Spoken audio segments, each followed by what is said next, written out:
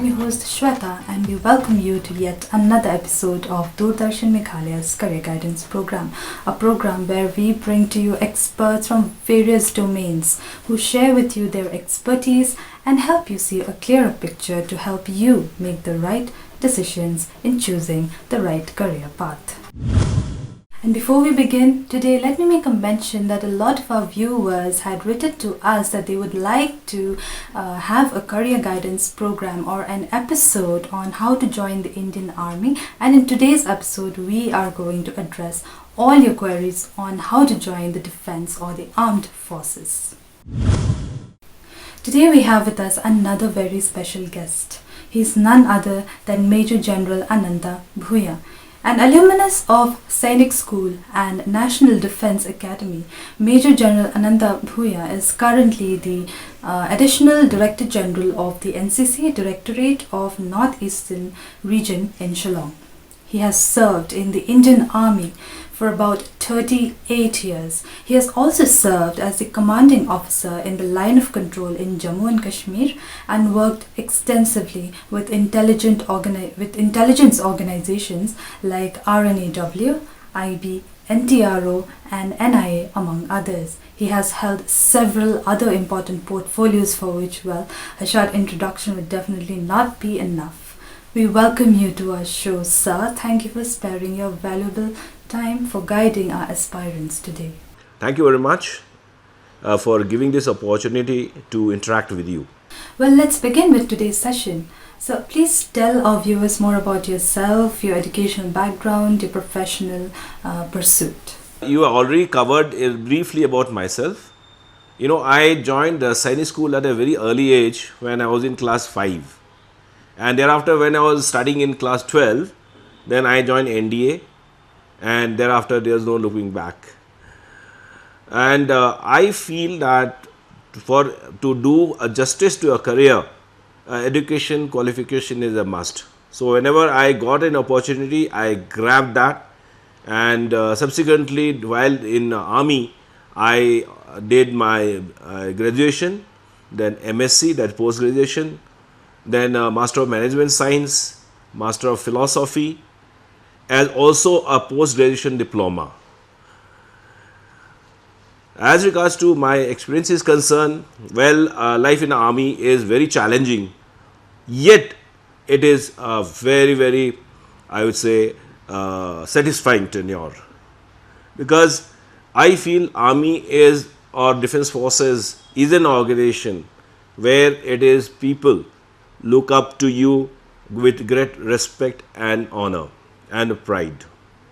And it also helps you to become a responsible citizen of the country. During this almost 38 years of service, I have seen whole of the country, right from the Siachen Glacier in J&K to the Tamil Nadu, and right from Arunachal Pradesh to Rajasthan. As regards to the third part of your question, what prompted me to join, Defense Forces or NDA? See, when I was in Sainik School, our aim of Sainik School is to send the cadets or students to NDA.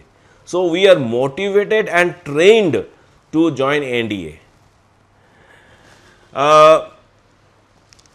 In addition to that, what I feel is, or what we are taught, that Army is one of the best organization, or Defense Forces is one of the best organization where you can serve the country, serve the nation. The nation looks up to you. So then nothing can be a better profession where you can do something for the country. So because of all these reasons, that it prompted me to join the armed forces. Right. So when can one start preparing to join the Indian Army, and how can one start pursuing their aspirations? You can join NDA after clearing class 12. But however, you can also appear for the written exams while you are studying in class 12. However, by the time you join NDA, you should have cleared the written exams. Now, there are two parts. One is a written exam and followed by a detailed interview which is called SSB or Service Selection Board. The written exam is conducted by the UPSC and it has got two papers. One is the English with some amount of general awareness and second is the maths. And as regards to the coaching, it is a series of interviews which last for almost about 5 days. Often we get asked about what are the different ranks in the Indian Army. So can you elaborate on what are the different ranks in the Indian Army and how can one start preparing for various ranks accordingly? Right. Well, let me cover about Army since I am from the Army. When you join, when you get commissioned, you join as a lieutenant and thereafter you keep climbing the ladder. Then you go to captain, the major, lieutenant colonel, colonel, brigadier, major general, lieutenant general and general. So on the similar line we have got in the Air Force as also in Navy. This is as regards to the officers are concerned. As regards to the junior ranks are concerned, when a boy he gets recruited, he becomes initially a sepoy, thereafter a lance naik, then naik, the havaldar, naib subedar, subedar and subedar major. Let me tell you here, as far the office cadre is concerned, no one can join the armed forces in middle any other rank. He has to first go as a lieutenant. Even all the chiefs also has gone past through this ladder. He has got commissioned into lieutenant. Yes, when it comes to the other ranks, that is below officers, the certain amount of vacancies are there. Certain technical people can join as a havaldar, or we have got something called a religious teacher. They can join as a naib subedar. Are there any necessary education qualifications that one needs to fulfill before opting to join the Indian Army? If yes, what kind of educational pursuit can one opt for after their 10th, 12th or even after the graduation? And also could you suggest some institutions across the country where an aspirant can seek admission to prepare themselves? Well, firstly, I had mentioned earlier, for joining NDA, the minimum qualification is class 12. Thereafter, if you want to join, say, Indian Military Academy, that is in Dehradun, you have to be a graduate. Or you want to join the Short Service Commission, that is in OTA, Officers Training Academy in Chennai, again you have to be a graduate. In addition to that, there are other options also. There is something called Ncc Special Entry. So in that you have to firstly you have to be a graduate, as also you have to have the C certificate of NCC. In addition to that, there is also something called technical graduate course. So one has to be either BE or BTech to join directly as a TGC. In addition to that, there is a very beautiful course. It is called 10+2 TEC, that is Technical Entry Scheme, TES rather. So here what happens is, after class 12, you join OTA Gaya, and thereafter they take care of you. They through army only you do your BTech course. So these are the options which are available. Now, as regards to your what you are mentioning, there are institutes who do train, but they are all private. But government of Punjab as Maharashtra, they have created a setup what they call is a Defence Forces Preparatory Academy, where they train the cadets to join the armed forces. In addition to that, all our Sainik schools, the military schools, and what we call is RIMC, they also train the cadets to join armed forces. True. So, sir, you are from Sainik school. So, we could clearly assume that Sainik school plays an important role in building up the aspirants' capabilities. And also, Meghalaya as a state does not have a Sainik school. Do you think Sainik school is important, and do you think Meghalaya as a state should have its own Sainik school for aspirants? Okay, good question. See, what happens is, if I give a small example, recently the NDA exam results were out. From the state of Assam, 21 students cleared, out of which 20 are from Sainik school, and only one in entire East, Assam state, only one student who cleared from the other schools. So now you can imagine what is the contribution of Sainik schools. Definitely Sainik school, because I had mentioned earlier also, they groom the cadets to join in NDA or defense forces. They are taught, they are told what is the advantages of being joining the armed forces. So definitely, Sainik school plays a very important role in shaping cadets to join armed forces. I also personally feel that the very strong requirement of having a Sainik school in the state of Meghalaya. True. So another very important query that we get time and again is from women who want to join the defense or the armed forces. Can you throw more light on how women can become part of the armed forces, and when and how can they start preparing for it? Yeah. In fact, I mean, a lot of our cadets also keep asking about this. A woman can join in 4 different categories. The first one is what we call it short service commission. One has to be a graduate. They go to OTA, that is Officers Training Academy, and of course they have to clear the UPSC exams, and then SSB, that is interview, and they go join the OTA. The second one, which I have mentioned earlier also, that is NCC entry scheme. So if you are a graduate and if you have the NCCC certificate, then you can join in the NCC Special Entry scheme. And the best part here is you don't have to appear for the UPSC written exam, which is very tough. The third one is we have, in Army we got a legal branch, which we call is Judge Advocate General branch.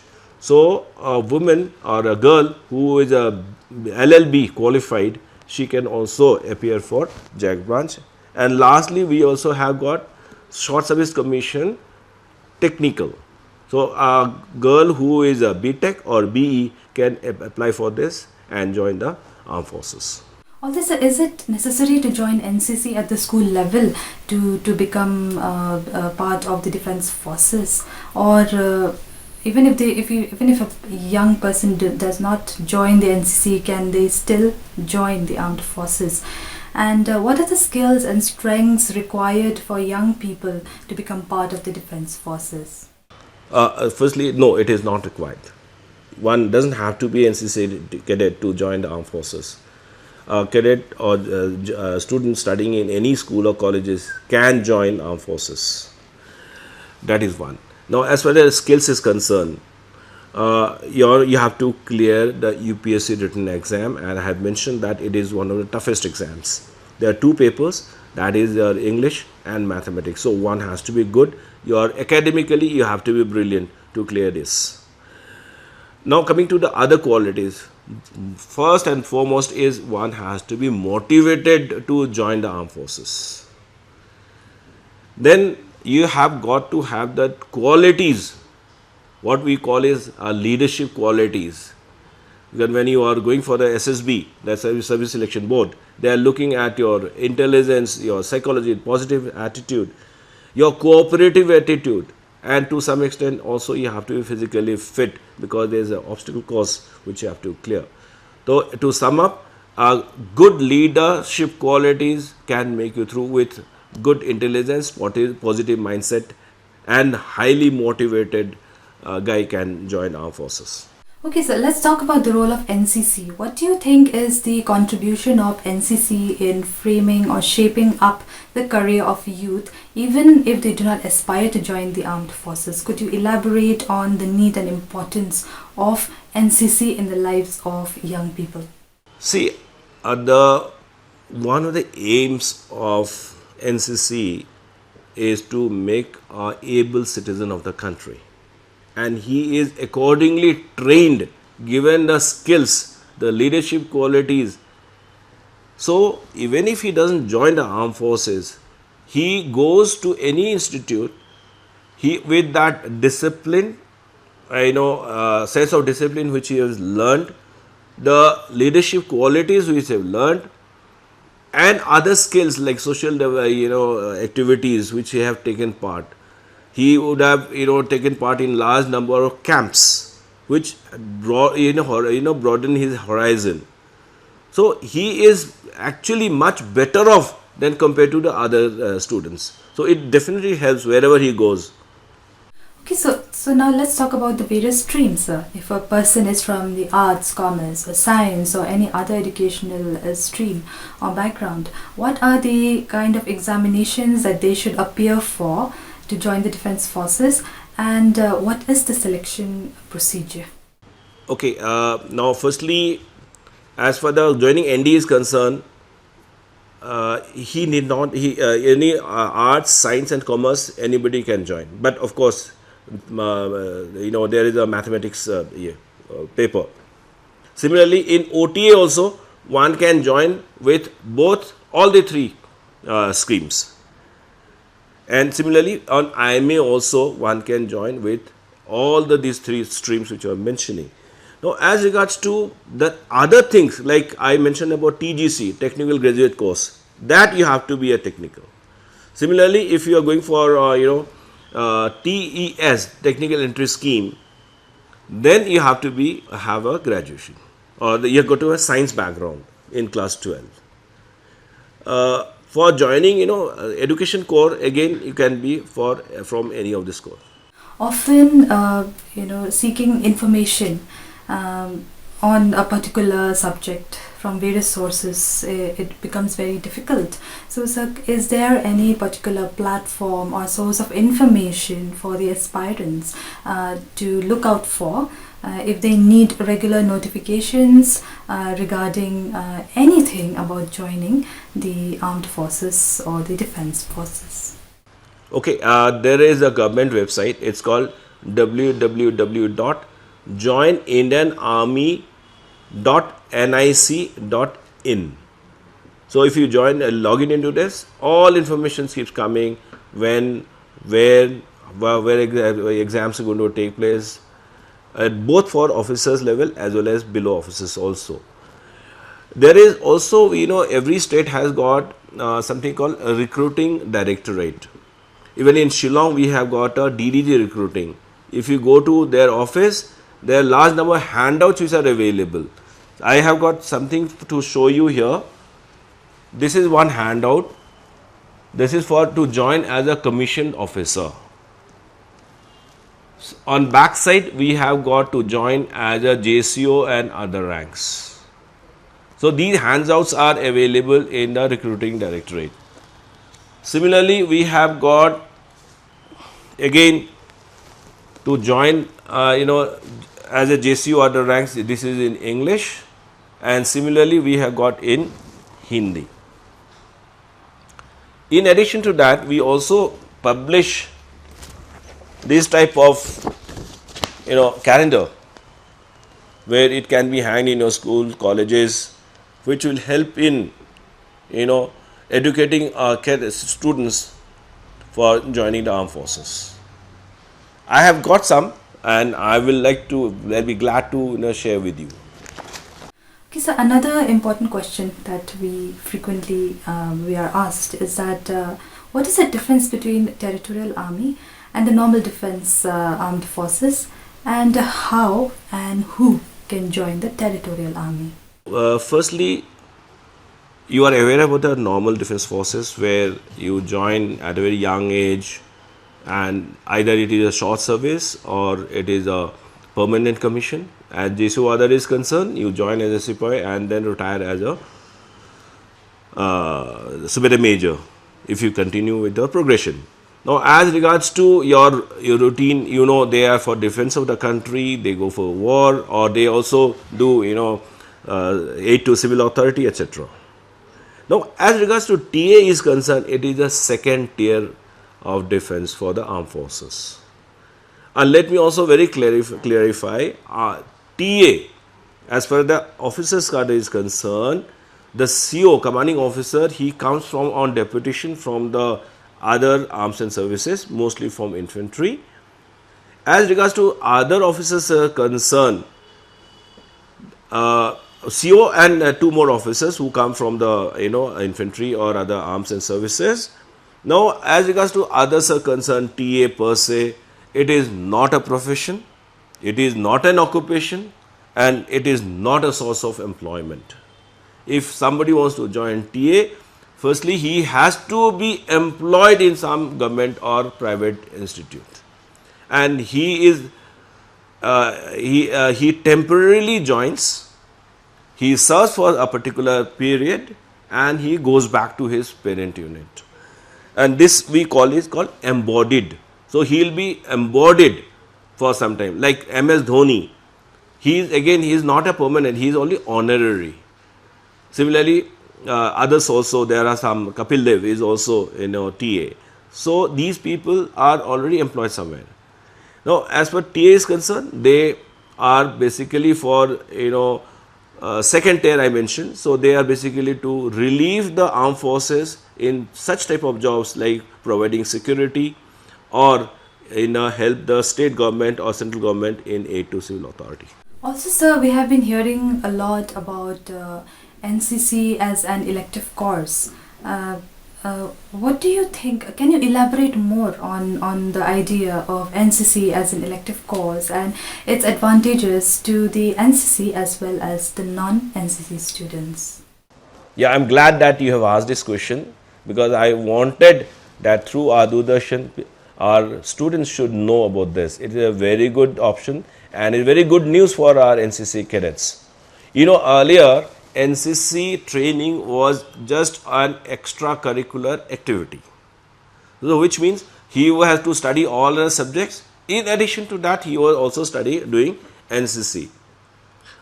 Now, we took up a case with the UGC and they have accepted, and now UGC has given directions to all the vice chancellors pan India to introduce NCC as a elective subject, and that too also credit based. There will be 24 credits he will earn in 3 years. So now he can choose these NCC cadets, NCC training as an elective subject, and so it will help him so it is no more extracurricular activity, and it will, I'm very sure, it will attract more cadets to join NCC. Right, so there we have a lot of information for the aspirants. So any closing remarks, suggestions or recommendations that you would like to leave our aspirants with today? See, I'd like to say that the armed forces is most honorable job. There can be nothing better than the armed forces. If somebody is looking to serve the nation, join the armed forces. If you have got a bent of mind towards adventure, join armed forces. If you are looking for a very a good lifestyle, then join armed forces. If you love sports, you join armed forces. If you want to live a disciplined life throughout your life, then join armed forces. And lastly, I would say that the armed forces may not pay you like other multinational companies, but it pays you well to live a very decent and I would say respectable life. In addition to that, I also would like to take this opportunity to I would say request those states where there is no Sainik schools, that we must have, their state government must seek intervention from the center and to establish Sainik schools, especially in Meghalaya. And I had mentioned earlier also, this is one school where the maximum number of cadets or students go to NDA and Defence Forces. Thank you very much, sir, for sparing your valuable time with us today and sharing your expertise with the aspirants watching the episode today. Thank you very much. It was my pleasure as well. Well, we hope that this episode has proved to be a learning one for all the aspirants who wish to join the defense or the armed forces. And if you are yet to make any preparations or if you were confused, I hope that this episode would help you to take the right steps in this direction. Well, thank you very much for your patience, and it is time to wind up. Until we meet next time, we will be back with yet another episode and another expert in our channel. Till then, it is Shweta with the team of Doordarshan Kendra Meghalaya Career Guidance Program signing off. Stay tuned and keep watching DT Meghalaya.